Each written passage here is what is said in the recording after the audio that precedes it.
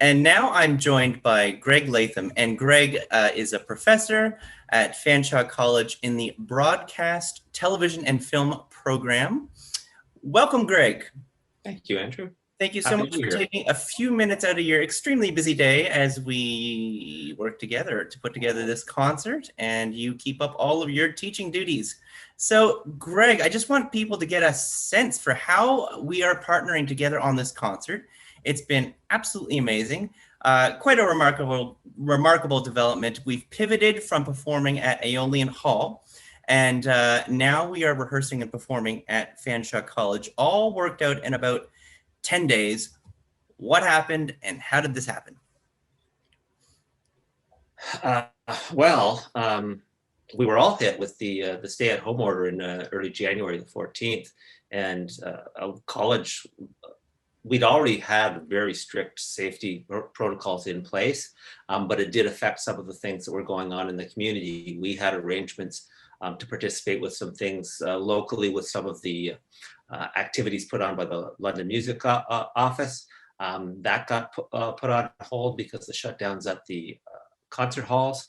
And the college has been sort of doing its best to sort of pivot and respond to the constant changes while maintaining a safe environment for all of our students. So every program was asked to push as much as we possibly could online. But colleges are built about practical experience. So we're trying to find ways to strike that healthy balance and give the students a good, healthy, practical experience while keeping them safe. And then around like January 17th or something, you get a little phone call from me and I'm like, Greg, I to be honest, I was ready to kind of throw in the towel because we basically had to be transfer our performance into a TV studio environment. And I was all out of cards. I was like, goodness, I can't think of a TV studio. And then Kate Stone, our horn player, said, well, what about Fanshawe College? I'm like, of course, they've got this amazing TV studios there. And so I gave you a call and you're like, let me think about that. And then you go back to me and I was like, green light, we're ready to go. It's been an amazing turnaround for us. This is a fantastic partnership, and it's a pretty great evolution of us working together. So it goes back to 2018, if you remember. This was the Danny Michel concert. So Danny Michel's a singer-songwriter, and we were doing this amazing concert with him, and there were these visuals on screen, and so we had the in-person audience. This was not live streamed, but it was about providing that experience, almost like a rock and roll concert, really.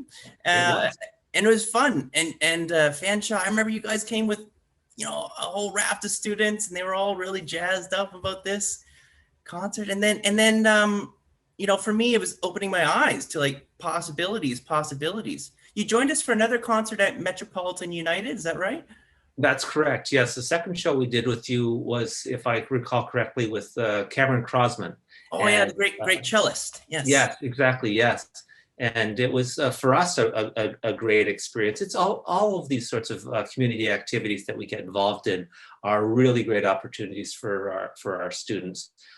We do all sorts of live productions on campus and pre-recorded productions on campus, and with college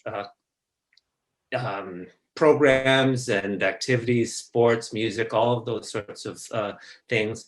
The president does a presentation. We get involved in those sorts of things as well. But it's really when we're able to go out and work with the community that it really gives our students a sense of what it's like to go and work for clients and work in as a professional environment as we can muster. And I remember when we were first talking, it was like, first of all, I was just like amazed that this community resource at Fanshawe College existed, and you guys were willing to go and to help us out. And you were pretty frank with me, and you said, Andrew, this is what we do, but we want to help you guys out, but not forever, just for now, just while you guys need it. And at the right time, then you'll be hiring professional people, and that's the way it'll transition. I was like, oh, okay.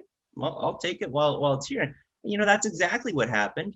And then we, for this season, we needed live streaming. We we're now working with a professional videographer, Mike Fisher, and I knew what I was looking for from my work with Fanshawe College and with the students and with yourself in particular. So it's a neat evolution that now, you know, we needed a space, and before we hadn't worked with you in your space, but now we needed a space, and you guys are like, well, let's help out again and let's work together again and find new ways.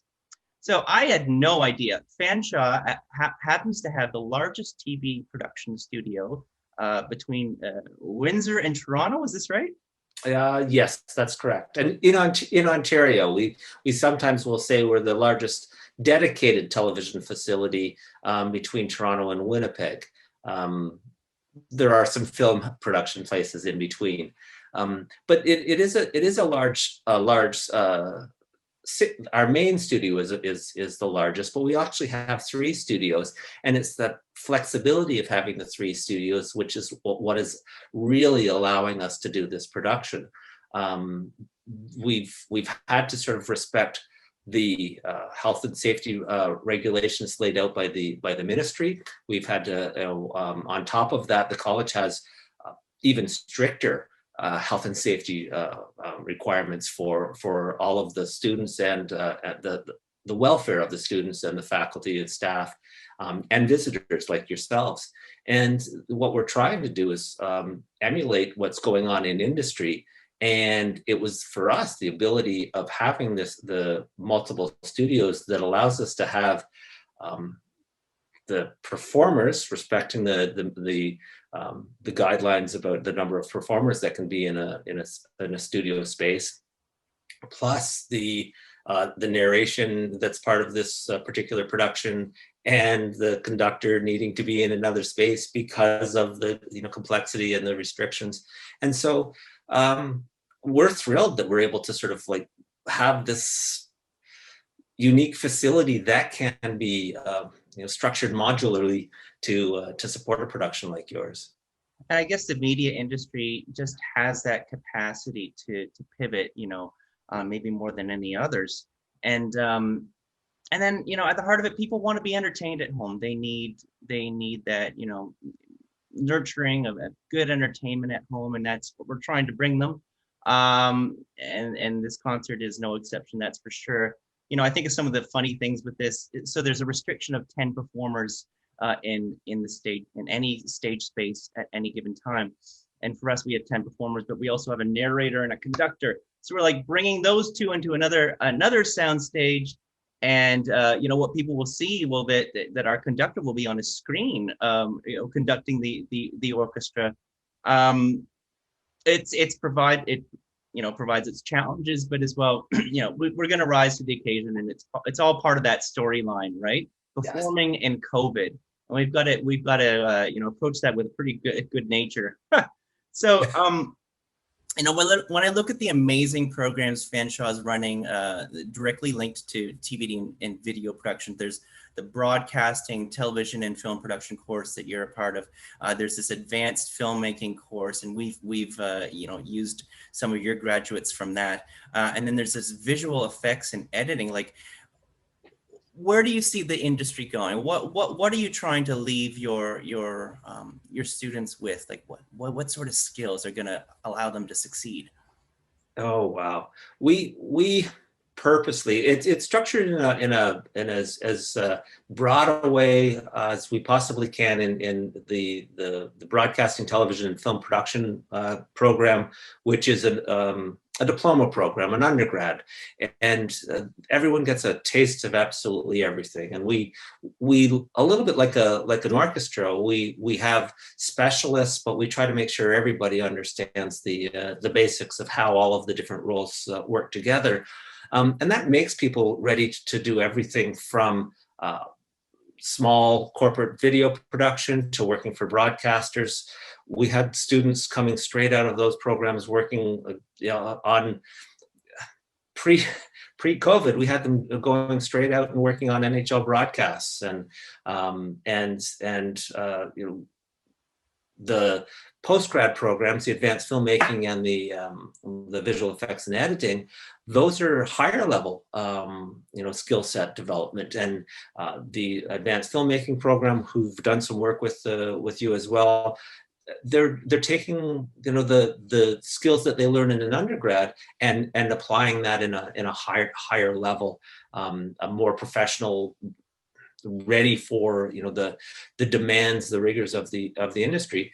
And the visual effects and editing is all of the special effects and motion graphics that we take for granted now.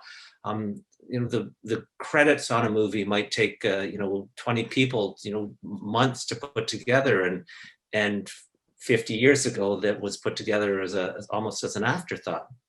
Yeah.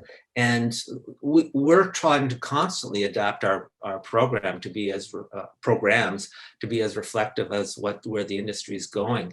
On the broadcast side, where I have most of my experience, the COVID situation and the combination of people needing to be informed and wanting to be informed of what was going on with the pandemic, and then after we were informed, well, we've got to be distracted and entertained.